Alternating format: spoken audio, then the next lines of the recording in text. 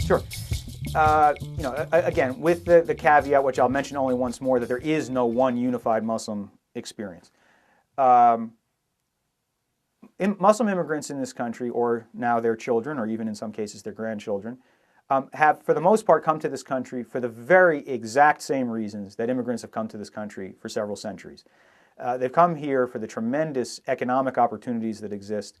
They come here for the educational opportunities, and they come here because there is something very appealing to them about the ideological structure of American society. People abroad appreciate much more than we Americans do the promise and ideals of embodied in aspects of our Constitution and in our civic culture. Muslims, like other immigrants, are extremely impressed by, and then once it's theirs, proud of, freedom of religious expression, freedom of speech in general, branches of government that are limited one by the other so that there are checks and balances, so that there isn't a tendency toward tyranny of one sort, a court system that is a realistic and potent check on the executive branch and the legislative branch, a legislative branch that is not just a rubber stamp for the ultimate leader. So they come here for all those reasons.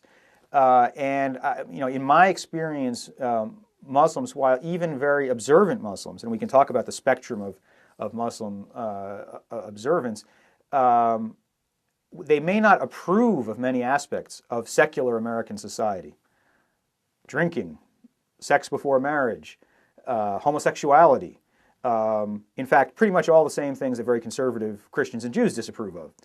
But at the same time, there is a willingness to coexist with those things that they disapprove of, and I think an understanding that that's kind of the price of living in an open society.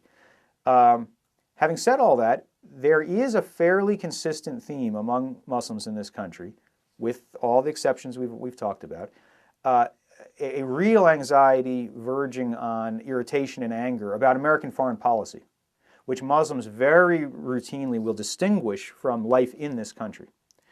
It's very common for Muslims to be very agitated about and upset about the United States' long-term relationship with the State of Israel.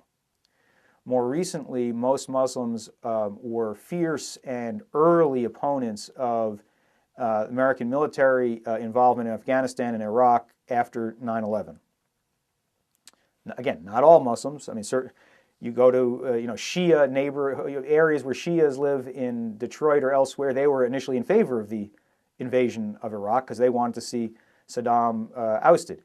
But opposition to American foreign policy is pretty much, I'd say, the most consistent political theme within Muslim life in this country, and the source of a good bit of whatever alienation exists among Muslims, and also a source of an important ingredient in the unsettling undercurrent of extremist thought that does course through American Islam. While the majority experience of Muslims in this country is one of integration, material success, educational attainment, and so forth, there are pockets of very unsettling thought that tend to combine elements of the fundamentalism that has washed over much of the Muslim world over the last 30-plus years.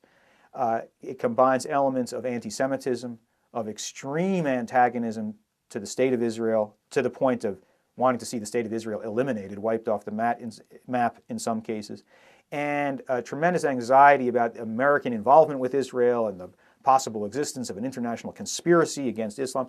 These ideas exist. They percolate at kind of a low level, and they are a source of concern. They should be a source of concern. They're a source of concern to many Muslims and to Americans. Happily, it's not the majority strain of Muslim thinking, and one of the big challenges is how Muslims will deal with those issues in coming years.